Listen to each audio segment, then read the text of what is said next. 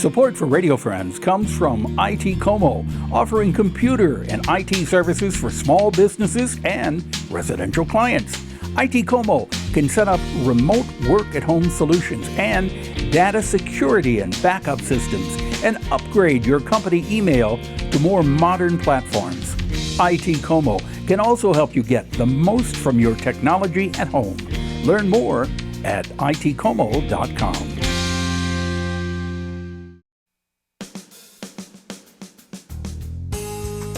Good morning and welcome to Radio Friends on Friday, January the 13th. This is Friday the 13th. I hope you're not superstitious. We have a good friend of mine here, Heather Harlan from the Columbia-Boone County Public Health and Human Services Department. Good morning, Paul, and happy belated New Year. Same to you. Same to you. Well, I say Happy New Year all through January. Okay. And into February. I'm just learning now to remember to sign the checks at 23 instead of 22. Yeah, it takes me a while to get to doing that. The right. older we get. You bet. The longer it takes. But you wanted to talk about today, last time you were on, we were talking about drugs that could cause we're going to death. talk. Yeah, we're going to talk about habits. We're going to talk because Yeah. we know at the health department that a lot of our folks in our communities are looking at New Year's resolutions and ways to improve their health. And I want to remind your listeners and your viewers that it's never too late to continue to tackle those resolutions. LATE. And I've got 4 points I want to make. Yeah. So first of all, I think for me, trying to change my behavior without some understanding of how my brain works feels a little like putting together a puzzle without the top of the box. Okay. So as we move into this, Paul, I'm going to ask you a small favor. If you would take your hands and grasp them together and lace your fingers together. Okay. And I hope you're... So do this at home, yes. Unless you're driving the car. Right, but... If you're driving the car, don't take your hands off the steering wheel. Okay, and so you grasp those together and lace your fingers together and then take them apart. Okay. And put the opposite thumb on top of what you had. So if I usually have the left one on the top, have the right one on top. Okay, I did that.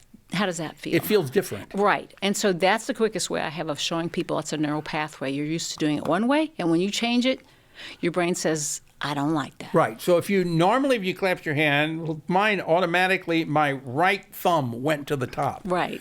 If I try to do it the other way, I have to think about it, put your left thumb on top. Right. It doesn't feel the same. Exactly. So that leads me to the 4 points I want to make today. That's never too late, LATE, and this is information about your brain that you can apply to changing behavior. Number 1, lazy. 2, addition. 3, tiny. And 4, encouragement. So the first is lazy. You're not lazy, Paul. I'm not lazy. But our brains are lazy. Once our brains get a way of doing things that seems to work. We're set in that pattern. We're set in that pattern. And now we know it's a physical change in the brain. Think of it as a little lane that gets wider and wider and becomes a superhighway, or like a cable in your brain. We can see the changes now under microscopes. Isn't that why it's important if you do crossword puzzles or you do other things to keep your brain active?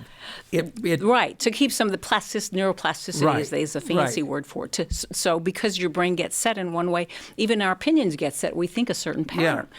So our brains are lazy. So when we try to do something different, our brains turn into liars and bullies and small children, as you know. So the second thing then that's important, not only that they're lazy, but the brain works by addition, not subtraction. Addition, not subtraction. So if you've inadvertently built a superhighway to a behavior that you would like to change, then you can't just say stop. I'm going to stop snacking after supper before I go to bed. That's a stop sign. That doesn't take you anywhere. It's easier to start a positive behavior than it is to stop a negative one. So the brain works by addition, not subtraction, so we have to strategize what's a positive behavior. So I might need to say, okay, instead of snacking, I will go to bed half an hour later with a good book. So it's lazy, addition, not subtraction. Okay. All right, got that? So now to the next part, tiny. Because the brain is so easily overwhelmed and it has its preferences, the brain doesn't really want to change. It found something that worked. Imagine you're standing on a superhighway and you're trying to carve out a new path with a machete. That's why it feels so hard to start new habits. Because you kind of are, because you're in competition with this well-worn pathway. So tiny steps, a lot of times people find maybe if they're having a hard time getting started, their first step is too big.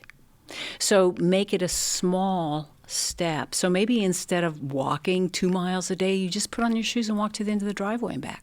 It's a way to kind of outsmart your own brain. And then the next day, go a little bit further. Yeah. The next time, a little bit further. So you start out with tiny steps. But then build it up. Yeah, and maybe one day, you lapse back into that behavior, but try again. Go back for that tiny step. Start again and build it.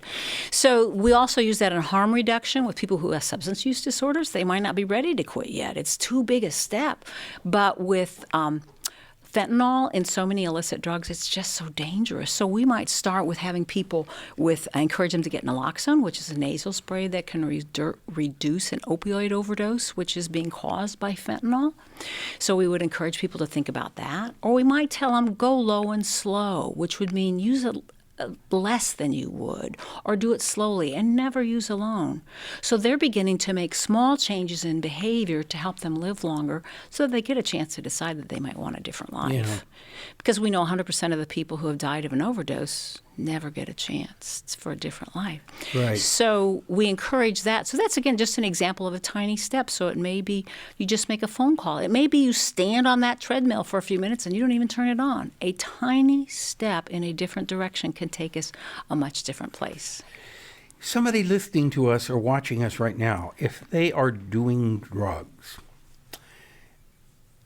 what do you say to them I mean, if you're going to talk directly to somebody right now who has a drug problem, what if they're sitting here, what would you say? I would say to decide what things you value the most in your life.